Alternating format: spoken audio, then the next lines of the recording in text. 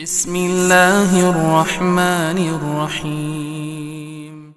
Ustadz, bagaimana jika kita sudah mempunyai 2 anak, namun mengambil keputusan bahwa tidak ingin punya anak lagi dengan menggunakan alat kontrasepsi? Bagaimana hukumnya, Ustadz? Hadirin dan hadirat rahimani rahimakumullah. Di antara penguat apa yang kita bahas tadi, ada seorang sahabat Rasulullah SAW pada waktu itu beliau ingin tabatul. Tabatul itu adalah seseorang yang memotong sesuatu di kemaluannya supaya tidak ada syahwat, dan dilarang oleh Nabi SAW tabatul tersebut. Iya, dan ini apa sebab larangan Nabi SAW? Di antara sebabnya akan menghalangi daripada keturunan. Iya. Nah sekarang kita harus membedakan antara menghalangi keturunan, menutup adanya keturunan dengan mengatur keturunan. Mengatur keturunan itu hal yang dibolehkan, tidak ada masalah. Ya misalnya anaknya perlu dididik dulu, nanti dia punya anak yang kedua. Dan kemudian dia pingin dulu agar anaknya itu bisa diatur, bisa dididik dengan baik, bisa diberikan kesehatan atau gizi yang baik, sehingga diatur. Ada jeda waktu. Ada jeda waktu. Dia mengatur, nggak ada masalah. Di antara dalilnya waktu itu para sahabat Rasulullah SAW mereka izal, yaitu izal itu mereka nembak luar. Ya mereka tidak memasukkan mani ke dalam kemaluan, tapi mereka keluarkan. Dan Al-Quran turun pada waktu itu, dan Nabi SAW tidak melarang perbuatan tersebut. Ini menunjukkan hal yang dibolehkan.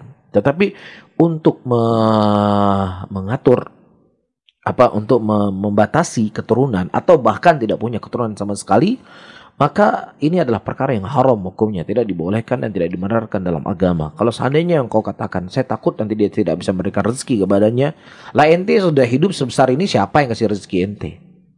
Siapa yang kasih rezeki ente? Iya, Allah Subhanahu wa taala yang akan menjamin semua kehidupan manusia yang ada di muka bumi ini. Kalau seandainya dia mati kelaparan, memang di situ sudah habis jatah rezekinya. Orang hidup sebelum masa pandemi, ini uang segini sulit sekali hidup. Ini kalau seandainya naik sedikit saja barang kita nggak bisa hidup lagi. Kan begitu kan? Dia bisa bekerja, nggak ada pandemi, nggak ada pembatasan. Ini kalau naik sedikit saya nggak bisa hidup. Ini sekarang pandemi, kerja sulit, lain sebagainya, tapi manusia juga hidup. Ya walaupun mungkin hidupnya nggak senyaman dulu, susah, tapi tetap hidup. Saya jarang mendengar ya ada orang Indonesia mati massal karena kelaparan. Nggak ada. Ini menunjukkan apa yang Allah sebutkan, wa ma min dabbatin fil ardi illa 'ala Allahi rizquha.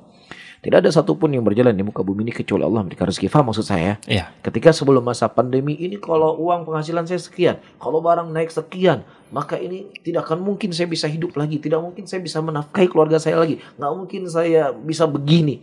Ini sekarang bukan naik sedikit, semuanya ambruk, semuanya hancur-hancuran. Iya, barang naik, omset nggak ada, pekerjaan sulit, tapi juga bisa hidup.